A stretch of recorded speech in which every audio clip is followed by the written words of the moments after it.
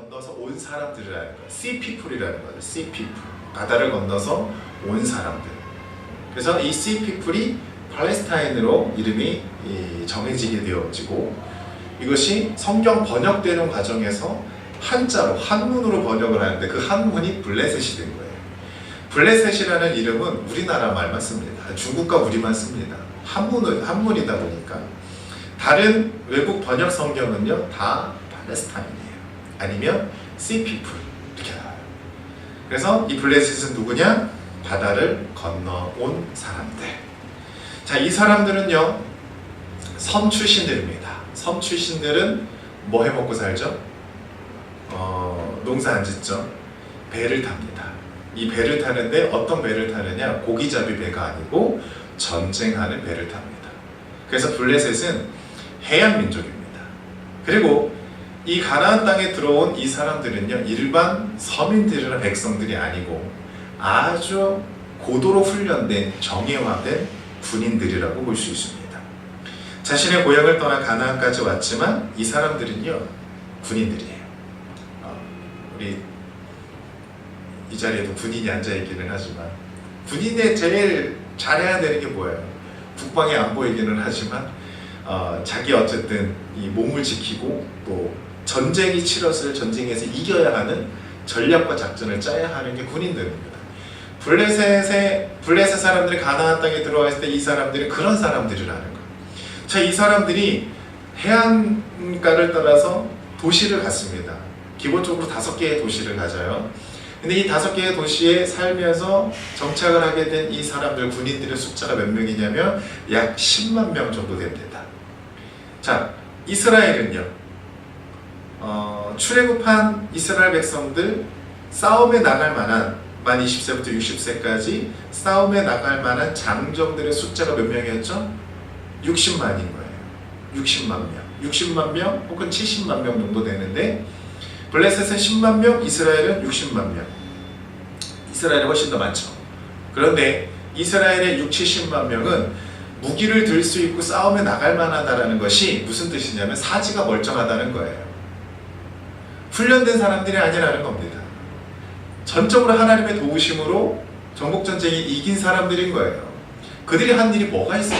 요단강, 하나님이 물 멈춰서 건넜죠. 하나님이 여리고성 13바퀴 돌으라니까 돌았더니 여리고성이 무너졌죠. 그들이 한 일이 없어요. 하나님 앞에 기도하고 하나님을 가라 하면 가고 내려오라면 내려오고 말씀 앞에 순종만 하니까 그냥 그렇게 이겼던 거예요. 그런데 블레셋은요, 아닌 거죠. 이스라엘의 6, 70만 명이 그냥 사지 멀쩡하고 무기를 들 정도의 사람들이었다면 블레셋의 10만 명은요, 고도로 훈련된 아주 정예화된 군인들입니다. 대단합니다. 일당백을 하는 사람들인 거예요. 10만 명이 100만 명이라고 보시면 되는 거예요. 어마어마한 사람들입니다. 더군다나 이 블레셋은요, 철기 문화를 가지고 있었어요. 철. 칼을 만드는데 칼이 뭘로 만들었다고요? 노시 아니라 철로 만들어요. 그 당시 이스라엘 백성들은요, 철은커녕, 성경에는 철이 언제부터 나오냐면 사울과 요나단 때 겨우 2사람만 철로 만든 그 칼을 가지고 있었어요. 나머지 군인들은, 그 이전의 사람들은요, 이런 거 자체가 없어요. 싸우자 그러면 막대기 들고 나가는 거예요. 싸우자 그러면 돌멩이 들고 나가는 거예요. 이게 전부였는데 블레셋 사람들은 한 사람당 하나씩 다 칼을 들고 있는 거예요. 누가 이기겠습니까? 그만큼 차이가 많이 있다는 거죠. 우리는 성경을 보면서 그런 생각을 해요. 다윗과 골리앗 때문에 블레셋을 무시합니다. 나쁜 나라라고 해석을 하고 어리버리하다라고 우리가 생각을 하는데, 그 반대로 블레셋은 굉장한 무기를 소유한 어마어마한 나라입니다. 블레셋을 이스라엘이 이기긴 이겼어요. 삼손이 이겼고 다윗이 이겼고 이런 사람들이 이기긴 했습니다. 그런데 그게 전부입니다. 대부분 10번을 싸우면 9번은 블레셋이 이겨요. 한 번은 이스라엘이 이기는데 그것도 하나님의 도우심으로, 자연재난과 어떤 하나님의 역사로 인해서 뭐 전염병이나 질병이나 뭐 이런 것들로 인해서 이스라엘이 이기는 정도인 거지. 블레셋은 이스라엘이 이길 수가 없는 상황입니다. 자, 블레셋이 가나안 해안 도시에 정착해 살면서 이들이 가지게 되는 직업은 뭘까요? 직업. 이 사람들은 해안 고속도로에 경비대를 섭니다. 그래서 그 길을 지나가는 상인들에게 통행세를 받아요. 이게 톨게이트 비용 같은 거 받는 거예요. 통행료를 받고 또 이 사람들의 경호원을 해준다든가 아니면은 어떤 이 이집트가 올라올 때 위에서 다메섹에서 이 아시리아나 아람 국가가 내려올 때 거기에 대한 길을 막기도 하고 열어주기도 하고 뭐 이런저런 상황들을 하면서 결국에 거기에서부터 경제를 확보하게 되는 그러한 상황에서 이 블레셋은 이 해안 도시를 차지하게 됩니다. 여러분, 블레셋이 싸움을 굉장히 잘 한다고 말씀을 드렸어요. 그럼에도 불구하고 이 사람들이 만약에 싸움을 해서 이 가나안 땅을 다 차지를 하겠다고 마음만 먹으면은 블레셋 사람들은 차지할 수 있어요. 그런데 블레셋은 산악 지방에 있는 이스라엘 사람들의 도시와 땅을 차지하지 않아요. 전쟁을 하지 않아요. 왜일까요? 자, 블레셋의 조상들은요 늘 바다와 가까이 한 사람들이었고 늘 전쟁을 통해서 경제를 유지했던 사람들일 거예요. 바다에 사는 사람들이 땅을 주면 농사 지을 줄 알까요? 농사 못 져요. 목축 못 져요. 관심이 없어요. 그래서 블레셋은 산악지방은 관심이 없는 거예요. 관심이 없고 관심이 없다 보니 굳이 거기까지 올라가서 전쟁을 치러서 땅을 빼앗지를 않아요. 그래서 블레셋은 항상 해안가에서 자기들의 땅만을 유지하며 살고 있었던 것이고, 만약 땅을 더 차지한다면 산악지방으로 올라가는 게 아니고 북쪽 해안가를 따라서 계속 올라가면서 땅을 차지합니다. 그래서 나중에 사울 시대에는 어디까지 땅을 차지하냐면 이 갈멜산 아래부터 시작해서 이 베시안 성벽이라는 갈릴리 바다 호수 아래까지 남쪽에서 북쪽까지 전체를 땅을 차지하는데 그 땅의 규모가 가나안 이스라엘 백성들이 차지한 땅의 약 한 3분의 1, 많게는 절반 정도의 땅을 차지합니다. 이 굉장히 많은 땅을 차지한 사람들이었던 거죠. 우리 블레셋의 문화는 철기 문화라고 말씀을 드렸습니다. 우리나라의 철기 문화는 언제이죠? 우리나라의 철기 문화는 삼국시대죠. 그런데 블레셋의 철기 문화는 우리나라 삼국시대보다도 약 1300년 정도를 앞서고 있습니다. 뭐 지금이야 인터넷으로 이렇게 지구 반대편의 상황을 실시간으로도 확인할 수 있잖아요. 뭐 손흥민이 결승에 나갔다더라, 뭐 이런 얘기부터 시작해서 그 현장을 우리가 뭐 직접 볼 수 있을 만큼 그러한 시대를 우리가 살아가고 있기는 하지만, 그 당시에서는 문화가 지구 반대편으로 건너오기까지 그만큼 시간이 오래 걸렸다라는 거예요. 근데 이스라엘 백성들이, 블레셋 사람들이 가지고 있었던 이 철기 문화, 이 문화의 발전이 결국에는 경제의 발전과 군사적 힘으로 세웠다라는 것을 우리는 확인해 볼 수 있습니다. 자, 마지막 블레셋의 종교는 뭘까요? 종교. 힌트는 항상 바닷가를 중심으로 살았다는 겁니다. 오늘 말씀을 보면 블레셋은 다곤이라는 신을 섬겼다라고 말씀을 합니다. 이 다곤 신의 외형은 어떻게 생겼을까요? 고각자들의 발굴에 의하면 다곤 신은 발견이 되지 않는다고 합니다. 발굴을 할 수가 없대요. 왜냐하면 안 나온대요. 그 얘기는 이 다곤 신상을 뭘로 만들었다? 목상으로 만들었다. 나무로 만들었다는 거죠. 돌로 만들었다면 나오는데 나무로 만든 건 안 나옵니다. 그래서 다곤 신상이나 아세라 신상이나 뭐 이런 신상은 안 나와요. 바알 신상은 나와요. 금으로 만들거나 노수로 만들었기 때문에. 근데 다곤 신은 없습니다. 그런데 벽에다가 그림을 그려놓은 게 있어요. 다곤 신의 황금 의자는 나온대요. 근데 다곤 신이 어떻게 생겼는지 그 모양은 나오지는 않지만 벽에 그려놓은 다곤 신의 모습은 있어요. 이런 거예요. 가운데가 벽화인데 어떤 모습으로 생겼습니까? 물고기 모양인 거예요. 블레셋은 해양 민족이라고 말씀을 드렸고 바다에서 전쟁을 하는 민족이라고 말씀드렸습니다. 그러다 보니 다곤 신도 물고기.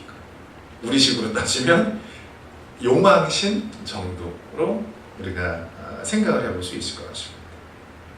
자, 블레셋이 어떤 민족인지 우리가 좀 살펴봤어요. 블레셋은 이런 민족인 거예요. 이들의 직업, 이들의 종교, 이들의 문화, 이들이 가지고 있는 힘, 능력, 이런 것들을 우리가 살펴봤습니다.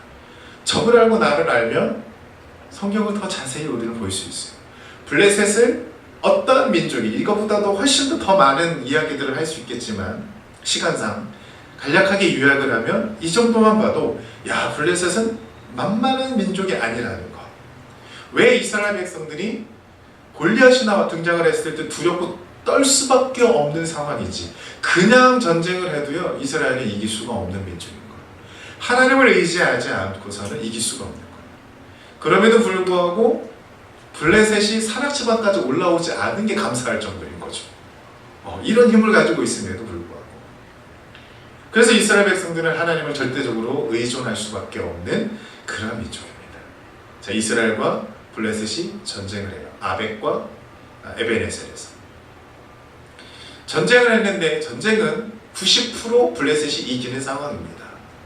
1차 전쟁에서 4,000명이 이스라엘 백성들이 죽고 2차 전쟁에서 이스라엘이 4만 명이 죽습니다. 어찌 보면 하나님께서 도우시지 않으면, 하나님께서 역사하시지 않으면 당연지사, 당연한 결과인 거죠. 블레셋의 이런 힘의 기준으로 봤을 때 당연히 블레셋이 이기는 게 맞는 거예요. 일반적으로는 그런 거예요. 그런데 하나님이 함께 하시면 이 전쟁의 승패가 달라지는 거죠. 그런데 우리가 살펴보았듯이 사무엘상 4장에서는 하나님께서 이스라엘 백성들에게 역사하지 않습니다. 하나님은 이스라엘 백성들을 내버려 두십니다. 내버려 두셨을 때의 결과는 지는 거죠. 우리의 인생이 이와 같다라고 저는 생각을 해요. 여러분, 우리의 인생은요, 요한일서 5장 말씀에 보면 온 세상은 악의 세상이라고 말씀합니다. 온 세상은 이미 사탄의 아래 또 악한 세상 아래 우리는 살아가고 있어요. 그리스도인들이 하나님을 예배하지 않으면, 하나님 앞에 기도하지 않으면, 하나님을 붙들지 않으면 그리스도인들은 점점 가만히 있으면 점점 우리는 타락의 길로, 부패한 세상 속에 우리는 죄의 길 가운데 빠져갈 수밖에 없는 거예요. 우리는 거꾸로 강을 거슬러 올라가는 물고기들처럼 우리는 힘을 다하여 하나님을 예배하고 우리의 의지를 다하여 하나님을 붙들고, 우리가 가능하면 하나님이 나의 하나님이 되실 수 있도록 우리가 기도함으로 인하여서 하나님을 적극적으로 붙들어야 하는 믿음을 가져야만 합니다. 그래야 겨우 우리는 하나님의 백성으로 살아갈 수 있는 거예요. 이스라엘 백성들과 블레셋의 전략, 이 수준은요 바로 이 정도의 수준을 가지고 있었다는 겁니다. 하나님이 그렇게 내버려 두시고 이제 언약궤를 다 빼앗기게 됩니다. 이제 5장으로 넘어가면 이제 1절부터 이렇게 나옵니다. 블레셋 사람들이 하나님의 궤를 빼앗아 가지고 에벤에셀에서부터 아스돗에 이르니라. 블레셋 사람들이 하나님의 궤를 가지고 다곤의 신전에 들어가서 다곤 곁에 두었더라. 블레셋의 첫 번째 도시 아스돗이라는 지역으로 언약궤를 가지고 갑니다. 이 블레셋 사람들은 전쟁에서 이기고 난 후에 언약궤를 부수지 않습니다. 우리가 전쟁을 생각을 해보면 이겼으면 부술 수도 있잖아요. 또 전쟁에서 이기고 나면 일반적으로 이긴 사람들이 전쟁에서 진 민족들에 대한 좀 나쁜 행동들을 많이 하는 경우가 많이 있어요. 뭐 도시를 부순다든가 불을 태워버린다든가 부녀자들을 폭행하고 남자들은 죽이고 포로로 남은 사람들은 포로로 끌고 간다든가 뭐 이런 일들을 많이 해요. 그런데 이 당시 고대근동 사회에서의 전쟁은 이러지 않아요. 포로 안 끌고 갑니다. 도시를 불태우거나 부수지 않습니다. 왜 그럴까요? 그냥 그대로 모든 생활을 그대로 하게 해요. 이유는 하나. 그렇게 생활을 함으로 인해서 너희들이 버는 그 경제적 모든 수준에 의해서 그 세금을 10분의 1의 세금을 5분의 1의 세금을 조공을 바치라는 거예요. 이게 전쟁의 결과인 거예요. 그런데 하나님은 이러한 전쟁에 있어서 남겨두지 말라는 거죠. 모든 것을 불태우고 모든 것을 부수고 모든 것을 살아있는 모든 것은 다 죽이라는 것. 그게 헬렘 전쟁인 거예요. 그들의 문화를 따라갈 수도 있기 때문에 하나님이 이런 말씀을 하시는 것뿐만 아니라 또 하나 그들을 통해서 조공을 받는 10분의 1의 조공을 받지 말고 10분의 1을 오히려 하나님 앞에 드리라는 거예요. 이 헬렘 전쟁에 대한 부분들도 우리가 생각해 볼 수 있어요. 그런데 블레셋의 이러한 이방 민족들은요, 부수거나 태우지 아니하고 오히려 가져가요. 그리고 이 신전 앞에 언약궤를 갖다 놓습니다. 왜 이렇게 부수거나 하지 않고 오히려 다곤 신전 안에 다른 민족 이스라엘의 신의 궤까지도 갖다 놓을까요? 그 첫 번째 이유는 민족 간의 전쟁은 신들의 전쟁이기도 했기 때문에 포로의 의미를 가지고 있기 때문에 그렇습니다. 이스라엘을 다스리던 그 야훼의 신이 이제 다곤 신의 포로가 되었다라는 첫 번째 의미이고, 두 번째 의미는 전쟁에서 이기긴 했지만 사람들은요, 다른 민족의 신을 무시하지 않습니다. 존중합니다. 굉장히 신사적인 것 같죠? 그러나 그렇지 않습니다. 우리는 그런 생각을 합니다. 우리가 이렇게 그런 기도하죠. 하나님, 내가 망하면 나도 망신, 하나님도 망신입니다. 하나님 어떻게 좀 해주세요. 이런 얘기를 많이 하는데 하나님의 생각은 반대였던 것 같아요. 하나님의 생각은 하나님이 망해도 너의 버릇을 고칠 수만 있다면, 하나님의 권위와 하나님의 이름이 땅에 떨어진다 할지라도 이스라엘 백성들의 생각을 바꿔놓을 수만 있다면, 하나님은 스스로의 영광을 바닥까지 낮추시면서 다곤 신전 아래까지도 내려가시는 분이라는 거죠. 그리고 하나님의 영광은 하나님이 알아서 회복하십니다.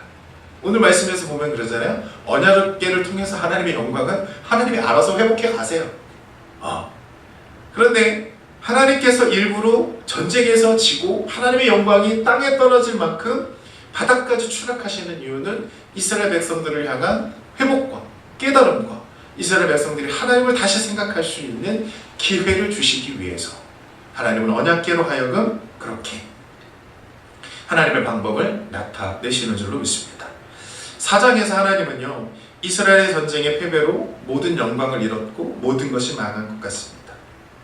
하지만 반대로 5장에서는 하나님의 살아계심을 하나님께서 나타내시며 하나님의 영광을 이제는 땅으로 추락한 하나님의 영광이 하늘 끝까지 올라가시게 만드는 아주 기적과 능력과 재앙을 통하여 하나님의 사심을 나타내십니다.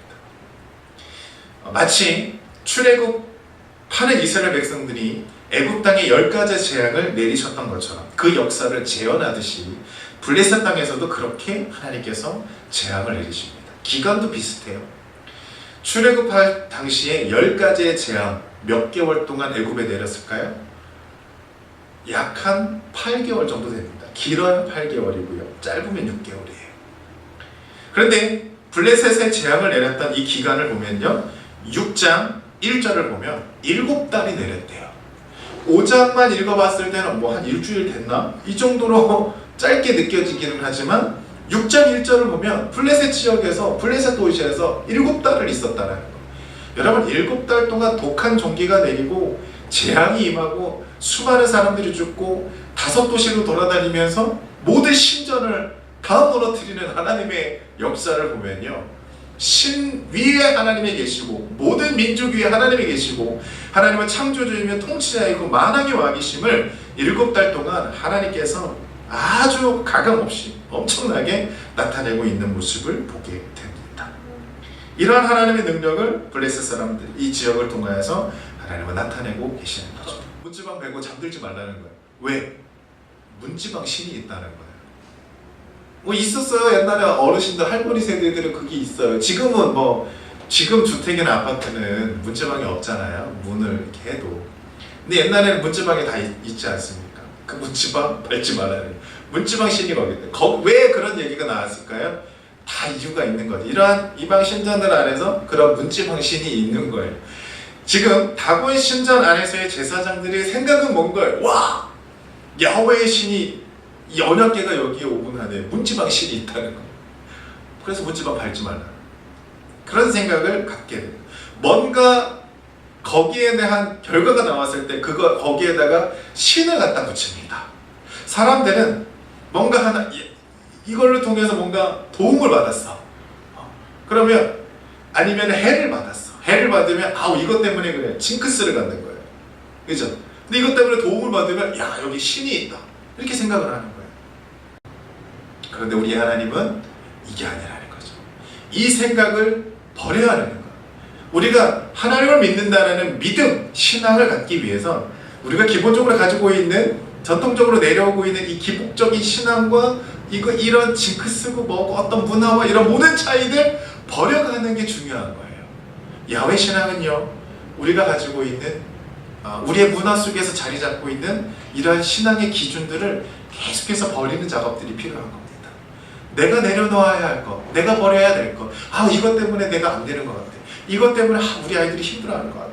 이것 때문에 뭔가 좀 일이 잘 안 풀리는 것 같아. 그게 아니라니까요. 그거는 전혀 상관없는 거예요. 우리에게 신앙의 기준은 오직 하나님 한 분뿐이신 거예요. 우리가 굳건하게 붙잡고 하나님만을 붙드시는 저 여러분들의 기준이 되시기를 예수님의 이름으로 축원드립니다. 사무엘상 5장 6절에 보면 여호와의 손이 아스돗 사람에게 엄중히 더하사 독한 종기의 재앙으로 아스돗과 그 지역을 쳐서 망하게 하니 말씀합니다. 독한 종기의 재앙, 독종이라고 하죠. 독종 재앙. 이것이 전염병이라고 나오는데 학자들은요, 이게 어떤 전염병이냐, 학자들은 대부분 약간 90%가 얘기하는 게 뭐냐면 패스트, 쥐라고 이야기합니다. 쥐를 통해서 전염병이라 합니다. 그래서 나중에 이제 히스기야서를 통해서도 봐도 히스기야가 하나님 앞에 기도했을 때에 아수르 군대가 18만 5천 명이 하룻밤 사이에 다 죽었잖아요. 그 죽음에 대한 원인이 전염병인데 그 전염병도 패스트, 쥐일 것이다. 이렇게 해석을 하듯이 독종이나 어떤 이러한 재앙, 전염병들이 나오면 대체적으로 이 당시의 문화 속에서는 쥐라는 가능성이 매우 높기 때문에 그렇게 해석을 합니다. 이 지역에서는 그게 많았던 거죠. 근데 재밌는 건 뭔지 아세요? 성경이 히브리어에서 계속 번역이 되잖아요. 근데 중국어로 번역이 될 때에 이 독종을 중국어 성경에는 뭐라고 번역을 했을까요? 중국어 성경에는 치질로 번역을 해놨습니다. 종기라는 거예요. 부어 올랐다라는 거예요. 부어 올랐는데 그게 치질이라는 거예요. 그렇게도 번역을 해놓는데 이거는 자기들만의 해석이니까 참 아이러니한 해석이기도 합니다. 어쨌든 이런 독종의 재앙으로 인하여서 아스돗의 신전과 그 지역의 백성들이, 많은 사람들이 죽게 됩니다. 이 일들이 하루아침에 일어난 일이 아니고 몇 달인지는, 며칠인지 몇 달인지는 모르겠지만 한 달이고 두 달이고 일어난 거예요. 그리고 이것에 대한 고민을 가지고 이제 나름대로 다곤 신의 제사장들이 모여서 이것을 옮깁니다. 어디로? 8절에 보니까 가드라는 지역으로, 블레셋 다른 도시로 옮겨놓습니다. 그런데 가드에서도 똑같은 일들이 일어나는 거예요. 또 가드에서 몇 개월 있다가 다시 이 사람들이 이거를 10절에 보니까 하나님의 그 일을 에그론으로 옮겼다라고 말씀합니다. 에크론이라고 하는데 이 지역으로 옮겼다라고 성경은 말씀합니다. 근데 그 지역으로 옮겼더니 또 똑같은 일들이 일어나는 거예요. 그래서 옮기고 하다 보니까 이게 7달이 걸렸다라는 겁니다. 7달이 걸리고 난 후에 이 사람들이 이제 언약궤를 어떻게 할 것인가에 대한 고민과 생각을 가지고 이제 회의를 하게 되고, 그 회의 결과에 따라서 이제 6장에서는 이 언약궤를 이스라엘로 돌려보내는 회의의 결과를 내오기도 합니다. 자, 이제 그 결과 이스라엘로 돌아오는 과정의 내용은 우리가 다음 주에 살펴보기로 하고요. 이제 5장의 이 말씀의 내용을 전체적으로 우리가 이렇게 봤을 때 여기서 우리는 두 가지 핵심 메시지를 살펴볼 수 있을 것 같습니다. 첫째, 하나님은 창조주이시며 생명의 주관자이시다라는 것을 우리를 확인해 볼 수 있습니다. 다곤 신상이 언약궤 앞에 엎드려져 얼굴이 땅에 닿았고 머리와 두 손목은 끊어져 있었다고 했습니다. 블레셋은 하나님도 다곤 신처럼 다른 민족의 신들과 같다라고 생각하고 있었던 거예요. 그들 나름대로 하나님을 존중한다고 언약궤를 다곤 신전에 갖다 놓습니다. 의미를 갖기는 했지만 하나님은 그런 식으로 존중받아야 할 분이 아니라는 거예요. 하나님을 존중합니다. 야훼의 신을 존중합니다. 다곤 신전으로 보시죠. 자, 이런 거예요. 우리가 하나님을 믿습니다. 하나님 믿죠. 하나님 우리에게도 복 주시는 분, 하나님 우리를 지키시는 분, 우리의 피난처 되신 분, 하나님을 찬양합니다 해놓고 집으로 돌아가면서는 마치 집 안에 드라빔 하나 있는 것처럼, 손 안에 우상처럼, 이게 우리가 집안에서 믿는 우상과 하나님, 교회에서 믿는 하나님을 떼야 될 수 없는, 교회에서는 하나님을 믿고 집안에서는 우상을 믿고 생활 속에서는 돈을 믿고 뭔가를 믿는 다른 믿음을 우리도 가지고 있는 경우가 있을 수 있다는 겁니다. 과거에는 이것이 더 심했었어요. 지금은 좀 다르기는 했지만 아예 신적 존재에 대해서 믿지 않는 시대를 살아가고 있기는 하지만 바로 이러한 생각을 블레스 사람들은 가지고 있었던 것입니다. 그러나 우리 지난주에도 말씀을 나눴지만 여러분, 하나님은 신이 아닙니다. 우상을 만들어 놓고 신으로 부르며 그 앞에 절하지만 엄연히 그것은 우상이고 하나님 앞에서의 피조물에 불과합니다. 하나님은 하나님 앞에서 십계명 중에 두 번째 계명에서 하나님은 그렇게 말씀하시죠. 하늘과 땅의 어떠한 형상도 모양도 만들지도 말고 절하지도 말고 그것들을 섬기지 말라는 거예요. 어떠한 피조물의 형상도 만들지 말라는 거예요. 왜요? 하나님은 이미 하나님의 형상을 만들어 놓았기 때문인 거죠. 그리고 피조물로 하나님의 형상을 만드는 것은 그것은 우상이지 하나님이 될 수 없다는 것을 말씀하고 있는 겁니다. 하나님의 형상을 닮은 우리가 곧 하나님의 인격이요, 하나님의 성품이요, 하나님의 거룩함을 가지고 있는 하나님의 모양, 하나님의 형상인 줄로 믿습니다.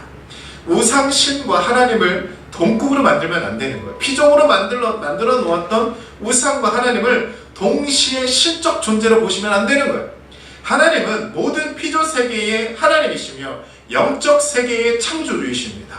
하나님이 보이는 물질 세계만 창조하신 게 아니고 보이지 않는 영적 세계도 하나님은 창조하신 거예요. 천사 누가 만들었어요? 하나님이 만들었어요. 그 안에 타락한 천사, 그래도 하나님이 만든 거예요. 하나님이 만들어 놓은 천사들 중에 타락한 거고, 타락한 천사들 중에 귀신과 마귀가 생긴 거고, 그들의 존재가 하나님을 대항하여 하나님 앞에 거부하는 운동을 하고 있는 것 뿐인 거지, 여전히 하나님은 그들의 창조주이시며 그들의 조물주이십니다. 그들 또한 하나님 말씀을 순종해야 하고 하나님 통치 아래에 있는 영적 존재들일 뿐입니다. 우리가 얘기하는 신적 존재라는, 신이라고 얘기하는 그 모든 것들은 사람들이 만들어 놓은 존재들이기는 하지만 귀신의 장난이고 마귀의 역사라고 이야기를 할 때 그것을 하나님과 동급으로 보는 것 자체가 우리의 신앙의 기준에서 뭔가 좀 이상한 거예요. 우리는 하나님의 형상을 닮았을 뿐만 아니라 하나님의 자녀들인 줄로 믿습니다. 그래서 믿음의 사람들은요, 마귀를 두려워할 필요가 없는 거예요. 죽음이 두렵지 않은 이유, 가난과 궁핍과 환난 중에도 우리 안에 감사와 기쁨으로 살아갈 수 있는 이유는 만왕의 왕이시오 창조주신 하나님이 내 안에 거하시기 때문에, 그 하나님이 나의 주님이시고 그 하나님이 나의 아버지가 되시기 때문에 우리 안에는 두려움과 불안, 초조, 염려, 근심, 걱정보다는 우리 안에 감사와 기쁨과 성령의 충만함이 넘쳐나고 있는 줄로 믿습니다. 블레셋의 신, 다곤 신상의 하나님 언약궤 앞에 엎드려져 있듯이 이 땅의 모든 통치와 권세와 능력과 주권은 모두가 다 하나님의 발 아래 있어야 하는 줄로 믿습니다. 그래서 사도 바울은 에베소서에서 이런 말씀을 하는 거예요. 그의 능력이, 하나님이죠, 하나님의 능력이 그리스도 안에서 역사하사 죽은 자들 가운데서 다시 살리시고, 예수님을 살리셨다는 거예요. 하늘에서 자기의 오른편에 앉히사 모든 통치와 권세와 능력과 주권과 이 세상뿐 아니라 오는 세상 뭐예요? 영적 세상을 얘기하는 거예요. 모든 일컫는 모든 이름 위에 뛰어나게 하시고 이 땅에 있는 모든 물질 세계와 영적 세계와 재림하시는 모든 세계, 하나님의 나라의 모든 세계에서 그 이름이 뛰어나다, 오직 예수 그리스도의 이름이 뛰어나다라고 말씀합니다. 또 만물을 그의 발 안에 복종하게 하시고 그를 만물 위의 교회의 머리로 삼으셨다. 할렐루야. 우리 주님이 바로 이러한 하나님이신 것뿐만 아니라 더 나아가 말씀하는 건 우리의 교회 또한, 우리의 교회 또한 이러한 권세와 능력이 있음을 선포하고 있는 말씀이라는 거예요. 교회의 모든 권세와 능력은 어디에 있다? 하나님께 있다는 거예요. 그래서 우리가 하나님의 주권 앞에 순종하고 하나님의 말씀 앞에 순종하고 하나님의 인도하심 앞에 우리가 나아갈 때 우리의 교회는 하나님의 능력 아래에 있는 거예요. 우리의 능력 아래. 막 이렇게 능력이라고 이야기하니까 뭔가 교회가 뭐가 되는 것처럼 막 야 마귀와 영적 전쟁을 치르자 막 이렇게 얘기하는데 그게 아니라니까요. 전쟁을 치른다는 얘기는 마귀와 하나님을 동급으로 본다는 거 개념하고 똑같은 거예요. 아닌 거예요. 오히려 반대로 가야 돼요. 하나님 모든 영적 세계와 만물 세계와 모든 마귀도 귀신도 하나님의 통치 아래에 있는 줄로 믿습니다. 주님 뜻대로 주님 뜻대로 가야 되는 거죠. 기도의 방향이 바뀌어야 되는 거예요. 하나님의 존재의 인식이 바뀌어야 되는 거예요. 여러분 사무엘상 2장에 보면 한나의 기도가 나오는데 한나의 기도가 개인적 기도로는 별로 크게 중요하지 않다고 말씀을 드렸습니다. 그러나 하나님의 전능하심을 볼 때 하나님의 속성을 확인할 수 있는 내용이 나옵니다. 그게 뭐냐면 2장 6절에 보면 여호와는 죽이기도 하시고 살리기도 하시며 스올 지옥에 내리기도 하시고 거기에 올리기도 하시는도다. 여호와는 가난하기도 하시고 부하기도 하시며 낮추기도 하시고 높이기도 하시는도다. 한마디로 이야기하면 주님 뜻대로라. 우리가 조금 어렵고 힘든 이유는 이 연단의 과정을 통하여서 하나님을 더 알기 위함이고 우리에게 하나님이 풍족하게 더 많은 것들을 채워주시는 이유는 그것을 통하여 나누고 하나님의 나라와 영광을 위해 사용되어지며 하나님의 영광을 높이라는 이유입니다. 사나 죽거나 가난하거나 부하거나 높거나 낮거나 죽거나 살거나 모든 것이 하나님의 통치 아래에 있는 것. 그래서 사나 죽거나 뭐예요? 내가 생명을 가지고 이 땅에 사나 내 생명이 떠나서 죽어서 하나님의 나라를 향한 다음 세상으로 갈 때 이건 죽음은요 우리가 죽는다고 해서 하나님의 영광을 떠나고 하나님의 나라를 벗어나고 이게 아니고 똑같은 거예요. 그죠? 육신을 갖고 사나 육신이 없이 영혼만 가지고 주님 나라에 가서 사나 똑같이 뭐다? 하나님의 통치 아래에 있는 이 세계와 저 세계의 모습이라는 거예요. 이 개념이 우리 안에 있으면요 순교가 그렇게 어려운 게 아니구나 이게 가게 돼요. 이해되시죠? 순교가 그렇게 어려운 게 아니구나 그런 거죠. 자, 두 번째 하나님은 이스라엘에게 돌아오기 위해서 블레셋 재앙을 내리셨다. 저는 이렇게 좀 해석을 해봤습니다. 하나님은 택한 백성들을 향한 약속을 지키는 신실하신 하나님입니다. 이스라엘이 누구입니까? 하나님의 택한 백성입니다. 이 택한 백성은 아브라함과 언약을 통해서 시작된 민족이고 둘째는 모세의 율법과 선망으로 세워진 민족입니다. 하나님은 약속과 또 약속을 거듭하며 이스라엘을 내 백성으로 제사장 나라 거룩한 백성으로 삼겠다고 말씀하셨습니다. 7개월 동안 언약궤를 빼앗기기는 했지만 하나님은 블레셋의 재앙을 내리심으로 말미암아 언약궤가 이스라엘에게 다시 돌아가길 원하셨습니다. 또한 반대로 하나님께서 이스라엘에게로 돌아가기를 원하셨듯이 이스라엘도 하나님께로 돌아오기를 원하셨을 거예요. 그죠? 언약궤를 왜 빼앗기게 하셨을까요? 이스라엘 회개하라고. 회개하고 주께로 돌아오라고. 그죠? 그 회개에 대한 이야기도 사무엘상 7장에서 나오기는 해요. 그런데 언약궤가 빼앗기고 나면 그 영광을 하나님께서 되돌려 내오시는 과정을 보면 이스라엘이 다시 블레셋과 전쟁을 해서 이겨가지고 언약궤를 가져오는 게 아니고 하나님 스스로가 언약궤를 돌려놓으십니다. 하나님 스스로가 말 못하는 소 두 마리를 가지고. 왜 그런 거예요? 다시 만나기 위해. 거기서 내가 너와 만나겠다. 언약궤가 있는 지성소 그곳에서 내가 너와 만나겠다. 만나기 위해 하나님은 돌아가야 되는 거예요. 이스라엘 백성들을 만나기 위해 하나님은 돌아가야 되는 거예요. 마찬가지로 이스라엘도 하나님을 만나기 위해 돌아와야 되는 거예요. 하나님을 만남이 있는 그 자리로, 언약궤가 있는 그 자리로, 지성소가 있는 그 자리로 돌아와야 되는 거예요. 돌아와서 하나님을 만나라는 겁니다. 하나님은 재앙을 통해 재앙을 내리기 전에 끊임없이 회개할 기회를 주셨어요. 그죠? 사무엘상 2장 27절에 하나님의 사람을 부르셔서 하나님을 회개하기를 원하셨어요. 3장에서 사무엘을 통해 회개하기를 원하셨어요. 4장에서 블레셋과 전쟁을 통해서 이스라엘을 회개하기를 원하셨어요. 그러나 엘리도 두 아들도 심지어 며느리도 어느 누구도 회개하는 사람이 없어요. 그래서 재앙은 회개하지 않는 자들을 향한 심판입니다.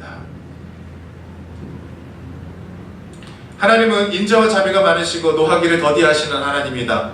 이런 표현을 쓰면서 하나님은 여전히 계속해서 집행유예기간을 심판에 대한 집행유예기간을 늘려놓고 계시는 거예요. 그러나 그것이 하나님의 은혜인 줄을 모르고 돌아오기를 회개하기를 원하시는 하나님의 마음인 줄도 모르고 이스라엘 백성들은 여전히 반복적으로 되풀이되는 죄의 모습을 가지고 살아가고 있었다는 것입니다. 사사시대를 보면 사사기를 보면 이스라엘의 부르짖음과 간구를 들으시고 하나님은 사사들을 세우십니다. 사사들을 통해 구원을 베푸시고 하나님의 질서를 회복시켜 놓으십니다. 그런데 시간이 갈수록 어때요? 이스라엘 백성들은 하나님이 세우는 사사를 기다리기보다는 자기들이 사사를 세워요. 사사기에는요 하나님이 세운 사사도 있지만 인간이 세운 사사도 있습니다. 달라요? 달라요.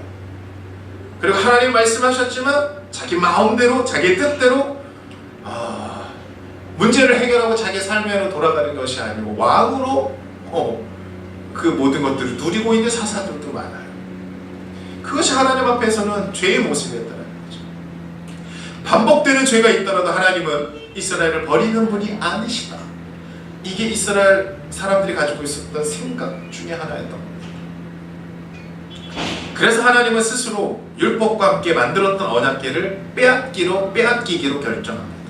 절대로 무너지지 않을 것이라는 생각, 절대로 버림받지 않을 거라는 생각, 이러한 고정관념을 깨트리시면 하나님의 방법 중 하나가 언약궤를 빼앗기는 거예요. 성경 역사를 더 배우다 보면 알겠지만 나중에 솔로몬 왕국이 지나고 9년 왕국이 되었을 때 어떻게 돼요? 아수르를 통해서 북이스라엘을 망하고 바벨론을 통해서 남유다가 망합니다. 그때 솔로몬의 성전 무너집니다. 성전은 이스라엘 백성들은 포로로 끌려가고 국가도 가정도 성전도 풍지박산납니다. 성전은 무너지고 성문은 불타버리고 그래서 나중에는 아무것도 남지 않아요. 나중에 헤롯 대왕을 통해서 46년 동안 헤롯 성전이 지어지기는 하지만 그것조차도 AD 70년에 로마 티투스 장군을 통하여서 다 하나님이 무너뜨립니다. 돌 위에 돌 하나 남기지 않고 다 무너뜨리십니다. 성전 어때요? 헤롯 성전 안에 있는 휘장, 예수님 십자가에 달려 죽으실 때 휘장까지 다 찢어 놓으십니다. 무슨 생각이 드세요? 언약궤 역사 속에서 없어져요? 휘장 하나님 찢어 놓으세요. 성벽 돌을 다 무너뜨리시고 성문은 불태워버리시고 성벽 성전 아무것도 없게 완전히 초토화를 시켜버립니다. 누가? 하나님이 하나님의 성전을 하나님의 언약궤를 하나님의 성전 기명들을 하나님이 다 부수고 없애고 버리시는 거예요. 왜? 그게 아니라는 거야. 그게 하나님은 뭔가를 만들어서 거기서 만나는 게 아니고 하나님의 마음을 깨닫는 율법을 실천하고 하나님의 마음을 가지고 이 땅을 다스리며 살아갈 때 그 안에서 하나님의 나라는 이루어진다는 것을 말씀해주고 싶어요. 하나님은 이스라엘에게 그것을 요구하시는 거죠. 언약궤가 중요한 게 아니고 언약궤를 통해서 언약궤를 전쟁에서 이기기 위한 도구가 아니라 하나님을 만나기 위한 자리인 거죠. 그래서 언약궤를 통해서 다시 언약궤가 이스라엘 백성으로 돌아가겠다라는 거는 하나님이 이스라엘을 만나고 싶다는 거예요. 반대로 이스라엘도 하나님을 만나기 위해 언약궤로 와야 된다. 그래서 언약궤는 만남의 장소인 거예요. 만남의 광장인 거예요. 그곳에서 하나님을 만나야 되는 거예요. 하나님을 만날 때 거기 하나님의 마음이 있어요. 그 하나님의 마음을 율법에서는 헤세드라고 그래요. 그래서 우리 성경에는 은혜라고 번역이 되는데 이것이 헤세드예요.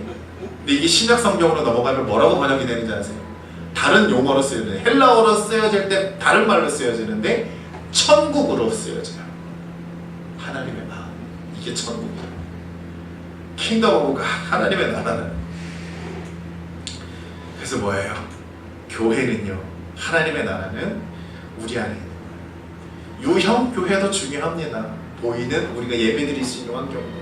더 중요한 거는 무형, 보이지는 않지만 내 안에 하나님의 마음이, 말씀을 통해서 하나님의 마음, 하나님의 생각과 하나님의 느끼는 그 감정이 내 안에 들어와 있을 때 거기에서부터 하나님의 나라는 시작되는지 우리가 믿어야 할 줄로 믿습니다. 모두가 다 이제 눈을 들어 하나님의 영광 보시기를 예수님의 이름으로 축원드립니다. 기도하시겠습니다.